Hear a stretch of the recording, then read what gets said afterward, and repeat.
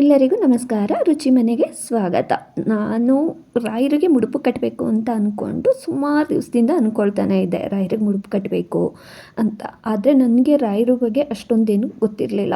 ಮಾಮೂಲಿ ರಾಘವೇಂದ್ರ ಸ್ವಾಮಿ ಅಷ್ಟೇ ನನಗೆ ಗೊತ್ತಿದ್ದಿದ್ದು. ಇಲ್ಲಿ ನಮ್ಮ ಮನೆಯಿಂದ 1.5 ಕಿಲೋಮೀಟರ್ 2 ಕಿಲೋಮೀಟರ್ ಅಷ್ಟೇ ಇರೋದು ರಾಯರು ಮಠ. ಅಲ್ಲಿಗೂ ಸಹ ನಾನು ಹೋಗ್ತಾ ಇರಲಿಲ್ಲ. ಅಪರೂಪ ಅನ್ನೋ ಥರ ಯಾವಾಗಾದರೂ ಒಂದೊಂದು ಸಾರಿ ಹೋಗ್ತಾ ಇದ್ದೆ. ಅಷ್ಟು ಭಕ್ತಿನೂ ನನಗಿರಲಿಲ್ಲ ರಾಯರ ಮೇಲೆ. ನನಗೆ ರಾಯರ ಮೇಲೆ ಭಕ್ತಿ ಬಂದಿದೆ. ಒಬ್ಬರು ಯೂಟ್ಯೂಬ್ ಚಾನಲಲ್ಲಿ ಒಬ್ಬರು ಅದ್ರ ಬಗ್ಗೆ ಜಾಸ್ತಿ ರಾಯರ ಬಗ್ಗೆನೇ ವಿಡಿಯೋ ಮಾಡ್ತಾಯಿದ್ರು. ನಾನು ಹೀಗೆ ನೋಡ್ತಾ ನನಗೂ ರಾಯರ ಬಗ್ಗೆ ಭಕ್ತಿ ಬಂದಿದ್ದು.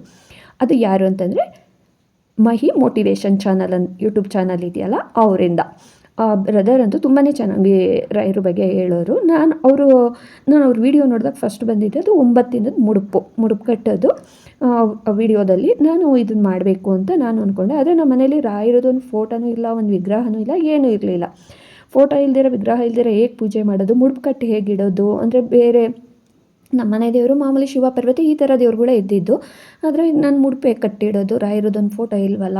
ಫಸ್ಟೇ ಹೇಳಿದರು ರಾಯರು ಮುಂದೆ ತುಪ್ಪದ ದೀಪ ಹಚ್ಬೇಕು ಅಂತೆಲ್ಲ ಹೇಳಿದ್ರಲ್ಲ, ಹೇಗೆ ಮಾಡೋದು ಅಂತಲೇ ನಾನು ಅಂದ್ಕೊಳ್ತಾ ಇದ್ದೆ. ಆವಾಗ ನಾನು ಈ ಕಾರ್ತಿಕ್ ಮಾಸದಲ್ಲಿ ಮಾಡೋಣ ಅಂದರೆ ಮುಡುಪು ಕಟ್ಟೋದು ಮಾಡೋಣ ಅಂತ ಅಂದ್ಕೊಂಡೆ. ಆವಾಗ ನನಗೆ ರಾಯರದೊಂದು ಫೋಟೋನೂ ಇಲ್ವಲ್ಲ ಅಂತ ಅಂದ್ಬಿಟ್ಟು ಅದಕ್ಕೇನು ಕೇಳಿದೆ, ಬಾಬು ಒಂದು ಫೋಟೋ ಬೇಕು ನನಗೆ ರಾಯರದು ಮುಡುಪು ಕಟ್ಟೋದು ಅಂತ. ಆಮೇಲೆ ಇವಾಗ ಬೇಡ, ನಾವು ಮಂತ್ರಾಲಯಕ್ಕೆ ಹೋಗಿನೇ ತೊಗೊಂಬರೋಣ ಅಂತ ಅದಕ್ಕೆ ಹೇಳ್ತಾಯಿದ್ರು. ನಾನು ಅದು ಮತ್ತು ನಾವು ಮಂತ್ರಾಲಯಕ್ಕೆ ಹೋಗೋದು ಯಾವಾಗ, ತೊಗೊಬರೋದು ಯಾವಾಗ, ಅಷ್ಟರಲ್ಲಿ ಕಾರ್ತಿಕನೇ ಮುಗಿದೋಗ್ಬೋದು. ಯಾಕೋ ಗೊತ್ತಿಲ್ಲ, ನಾವು ಮಂತ್ರಾಲಯಕ್ಕೆ ಹೋಗೋಕ್ಕೆ ಆಗ್ತಾನೇ ಇಲ್ಲ. ಆಮೇಲೆ ಆ ಥರ ನಾನು ಗುರುವಾರ ಹೇಳಿದೆ, ನೆಕ್ಸ್ಟ್ ಗುರುವಾರದಿಂದ ನಾನು ಸ್ಟಾರ್ಟ್ ಮಾಡಬೇಕು ಅಂತ ನಾನು ಅಂದ್ಕೊಂಡೆ.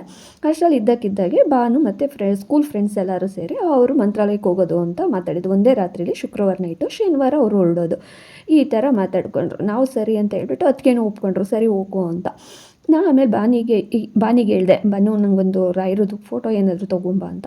ನೋಡ್ತೀನಿ ಅಂತ ಹೇಳಿದೆ. ಆದಮೇಲೆ ನಮ್ಮನೆ ಜಾಸ್ತಿ ಫೋಟೋಗಳಿದೆಯಲ್ಲ ದೇವ್ರ ಮನೆಯಲ್ಲಿ, ಫೋಟೋ ಇಡೋದಕ್ಕೂ ಜಾಗ ಇಲ್ಲ, ಏನೂ ಇಲ್ಲ, ಹೇಗೆ ಮಾಡೋದು ಅಂತ. ಅದಕ್ಕೆ ಯಾವುದನ್ನು ಚಿಕ್ಕದಾಗಿ ಒಂದು ವಿಗ್ರಹ ತಗೋಬ ಅಮ್ಮ ಅಂತ ಹೇಳಿದರು. ಸರಿ ಅಂತ ಹೇಳಿ ಈ ವಿಗ್ರಹನ ತೊಗೊಬಂದಿದ್ದು ಭಾನು. ತುಂಬಾ ಚೆನ್ನಾಗಿದೆ, ತುಂಬ ಭಾರ ಇದೆ, ತುಂಬಾ ಚೆನ್ನಾಗಿದೆ. ಅದು ದುಡ್ಡೆಲ್ಲ ಹೇಳ್ಬಾರ್ದು, ದುಡ್ಡಿಂದ ನಾವು ದೇವ್ರನ್ನ ಅಳಿಯೋದಕ್ಕಾಗಲ್ವಲ್ಲ. ತೊಗೊಬಂದು ಕೊಡ್ತು. ಯಾವಾಗ ಭಾನುವಾರ ರಾತ್ರಿ ನಮ್ಮನೆಗೆ ರಾಯರು ಬಂದರು. ನೆಕ್ಸ್ಟು ನಾನು ಗುರುವಾರದಿಂದ ಸ್ಟಾರ್ಟ್ ಮಾಡೋಣ. ಗುರುವಾರ 8 ದಿವಸ, ಶುಕ್ರವಾರ 9 ದಿವಸ. ಮಹಿ ಯೂಟ್ಯೂಬ್ ಚಾನಲ್ ಅವ್ರು ಹೇಳಿದ ಹಾಗೆಯೇ ಗುರುವಾರದಿಂದ ಸ್ಟಾರ್ಟ್ ಮಾಡಿ ಅಂತ. ನಾನು ಅದು ಪೂಜೆ ಮಾಡಬೇಕು ಅಂತ ಅಂದ್ಕೊಳ್ತಾನೆ ಇದ್ದೆ. ಸರಿ ಅಂತ ಅಂದ್ಬಿಟ್ಟು ಗುರುವಾರ ಸ್ಟಾರ್ಟ್ ಮಾಡಿದೆ. 9 ದಿನ ಯಾವುದೇ ವಿಘ್ನಗಳಿಲ್ಲದೆ ಆರಾಮಾಗಿ ಪೂಜೆ ಅಂತೂ ನಾನು ಮಾಡಿದೆ.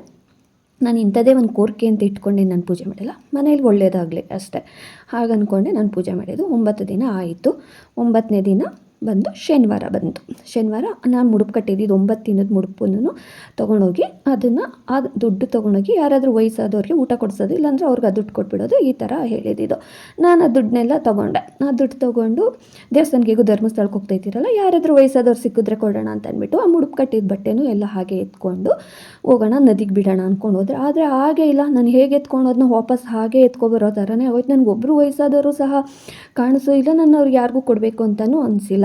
ಪೂಜೆ ಅಂತೂ ಚೆನ್ನಾಗೇನೋ 9 ದಿನ ಆಯಿತು. ನಾನು ಹಾಗೆ ಅಂದ್ಕೊಂಡೆ, ಯಾಕೆ ರಾಯರದು ನಾನು ಮುಡುಪು ಕಟ್ಟಿದಾಗಿಲ್ವಲ್ಲ ಅಂತ. ಆಮೇಲೆ ಭಾನು ಹೇಳ್ತು, ದೇವಸ್ಥಾನಕ್ಕೆ ಹೋಗ್ಬಿಟ್ಟು ಉಂಡಿಗೆ ಹಾಕ್ಬಿಡೋಣ ಬಿಡೋ ಅಂತ ಹೇಳ್ತು. ನನಗೆ ಅದು ಮನಸ್ಸು ಬಂದಿಲ್ಲ. ಯಾಕಂದರೆ ಒಬ್ಬರು ಒಂದು ಪೂಜೆ ಬಗ್ಗೆ ಹೇಳಿದ್ದಾರೆ ಅಂದರೆ ಅವ್ರು ಹೇಗೆ ಹೇಳಿದಾರೋ ಹಾಗೆ ಮಾಡಬೇಕಲ್ವ. ಆಮೇಲೆ ನಾನು ಇನ್ನೊಂದು ಥರ ಮಾಡೋದು ಅದೆಲ್ಲ ಸರಿ ಇರಲ್ಲ ಅಂತ ಹೇಳಿ, ಹಾಗಾಗಿ ನಾನು ನೋಡೋಣ ಬೇಡ, ಇವಾಗಾದರೂ ಸಿಗ್ತಾರೆ ಬಿಡು, ಇದ್ದರೆ ಏನೂ ಆಗೋಲ್ಲ ಅಲ್ವಾ ಅಂತ ಅಂದ್ಕೊಂಡೆ. ನಂಗೆ ಒಳ್ಳೆಯದೇ ಆಯ್ತೆ ಹೊರತು ಅದರಿಂದ ಏನು ಕೆಟ್ಟೋದಂತೂ ಆಗಿಲ್ಲ.